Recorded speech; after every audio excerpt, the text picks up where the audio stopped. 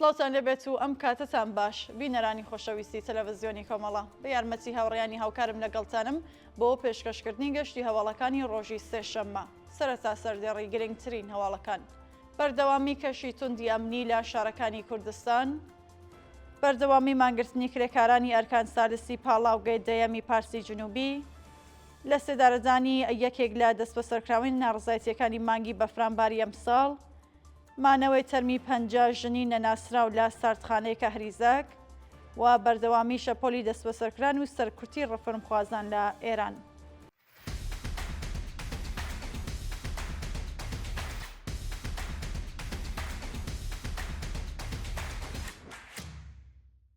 بەردەوامی کەشی توندی ئەمنی لە شارەکانی کوردستان بەپێی راپۆرتی گەیشتوو ڕۆژیمی کۆماری ئیسلامی سەرەڕای تێپەڕبوونی زیاتر لە یەک مانگ لە دەستپێکردنی ناڕزایەتیەکانی خەڵک هێشتا بەردەوامە لە ناردنی هێزی سەرکوت بۆ شارەکانی کوردستان.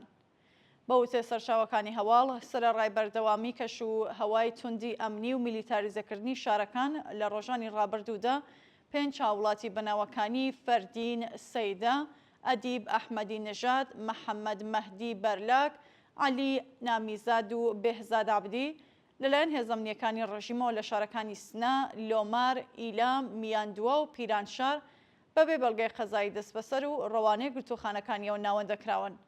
شایانی باسە هاوکار لەگەڵ گوشارەکانی هێزەمنیەکان بۆ سەر بەندکراوان کۆمەڵێکی زۆر لە شارەکانی مافی مرۆڤ، ژینگە پارێزان، پارێزەرانی دادگستەری و هەروەها معالیمان لەلایەن ناوەندە ئەمنیەکانەوە بانکێشت و لێپرسینەوەیان لێکراوە.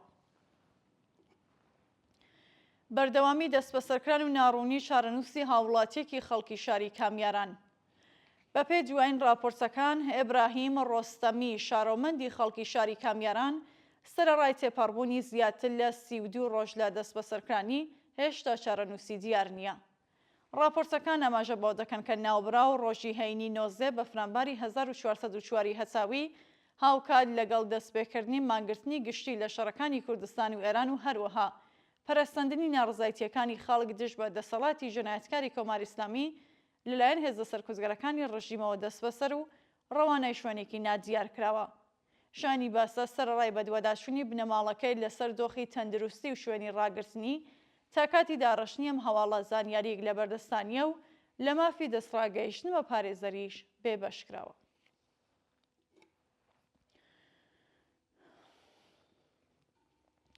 بەردەوامی مانگرتنی کرێکارانی ئەرکان سالسی پاڵاوگەی دەیەمی پارسی جنوبی ڕۆژی دووشەممە 20 ڕێبەندان کرێکارانی شرکەتی نەوتی شاغەڵ لە پاڵاوگەی دەیەمی پارسی جنوبی دژ بە وەدی نەهاتنی جاخوازیەکانیان دەستیان نەکارکێشایەوە و کۆبوونەوە.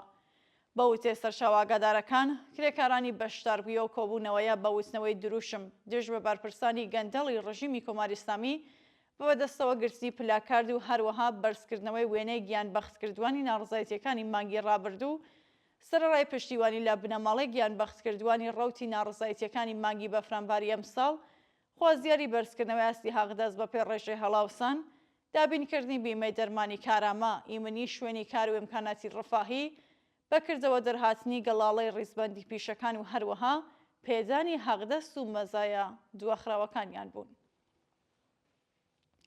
لە سێدارەدانی یەکێک لە دەستبەسەرکراوانی ناڕزایەتیەکانی مانگی بەفرانباری ئەمساڵ بەپێی راپۆرتی گەیشتوو یەکێک لە بەندکراوانی ناڕزایەتیەکانی مانگی ڕابردوو لەلایەن دەستگای قەزایی ڕژیمەوە لە سێدارەدراوە.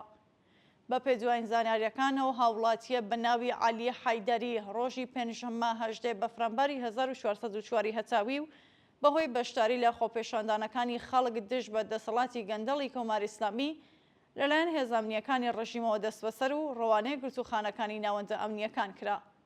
سەرچاوە ئاگادارەکان ئاماژە بۆ دەکەن کە ناوبراو بە شێوەیەکی نەهێنی و بەبێ ئاگاداری بنەماڵەکەی و دادگایەکی دادپەروەرانە لە سێدارە دراوە و پاشان با بنەماڵەکەی ڕاگەیەندراوە.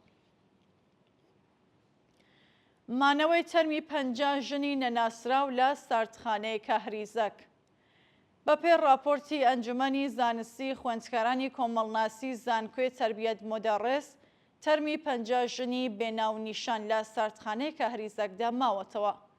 بەپێی دوایین زانیاریەکان ئەو 50 ژنە لە ڕەوتی ناڕزایەتیەکانی مانگی بەفرانباری ئەمساڵدا بە چەخەی هێزە سەرکوزگارەکانی ڕژیمی کۆماری ئیسلامی گیانیان بەخت کردووە و هێشتا هیچ زانیاریەک سەبارەت بە ناسنامەیان بڵاو نەکراوەتەوە. ئەمە لە کاتێکدایەکە لە ڕۆژانی ڕابردوودا ناوەندە هەواڵنێریەکانی سەر بە حکوومەت ڕایان گەیاندبووکە پرۆسەی ناسینەوەی تەرمی یان بەختکردوانی ناڕزایەتیەکان کۆتایی پێهاتووە و هەموو بنەماڵەکان تەرمی ڕۆڵەکانیان وەرگرتووەتەوە. ئیدانەی سەرکوتی ناڕازیان لەلایەن یەکیەتی کرێکارانی شێرکەت واحەدی تارانەوە. ڕۆژی ڕابردوو یەکیەتی کرێکارانی شێرکەت واحەدی تاران بە بڵاوکردنەوەی بەیاننامەیەک بە توندی سەرکوتی دڕندانەی ناڕازیانی خۆپێشاندانەکانی مانگی ڕابردووی ئیدانە کرد. بەپێی راپۆرتەکان لە بەیاننامەکەدا ئاماژەباوەکراوەکە بە سەردانی کرێکاری شێرکەتی نەوتی شاغەڵ لە ناوچەی ئەمەڵیاتی عەسەلویە کە بڕیاریاندا بوو لە مانگرسەکاندا بەشداری بکەن لەلایەن هێزە ئەمنیەکانەوە دەست بەسەر و هێشتا چارەنووسیان دیار نییە. هاوکات لە ڕۆتی ناڕزایەتیەکاندا بەدەیان کرێکارکە دژ بە بەرزبوونەوەی ڕێژەی هەژاری لە ئێران و خراپی دۆخی ژیانیان بەشداریان لە خۆپێشاندانەکاندا کردبوو بە تەقەی هێزە سەرکوزگەرەکانی ڕۆژیم گیانیان لەدەستەوە و یان بە سەختی بریندار و ڕەوانەیە نەخۆشخانەکراون. دووە هەواڵ بەردەوامی شەپۆلی دەست بەسەرکران و سەرکوتی ڕێفۆرمخوازان لە ئێران. بەپێی راپۆرتەکان لە بەردەوامی شەپۆلی دەست بەسەرکرانی ڕێفۆرمخوازان لە ئێران 3 کەسایەتی ناسراوی دیکەش دەست بەسەر و ڕەوانەی گرتوخانەکانی ناوەندە ئەمنیەکان کراون. بە وتەی سەرچاوەگەدارەکان ئازەر مەنسووری، حسێن کەڕووبی، عەلی شەکووری ڕاد و جەواد ئێمام لەلایەن هێزەکانی ڕژیمەوە دەست بەسەر و هێشتا چارەنووسیان دیار نییە. ئەمە لە کاتێکدایەکە ڕۆژانە ئاستی ململانێ و گرژی و ئاڵۆزیەکانی نێوان لایەنە جیاوازەکانی دەسەڵات ڕۆژ بە ڕۆژ لە بەرزبوونەوەدایە و درزی نێوان لایەنەکان قوڵتر دەبێتەوە. بینەرانی خۆشەویست هەواڵەکانتان پێشکەشکرا هەر شاد و ئاسوودە بن.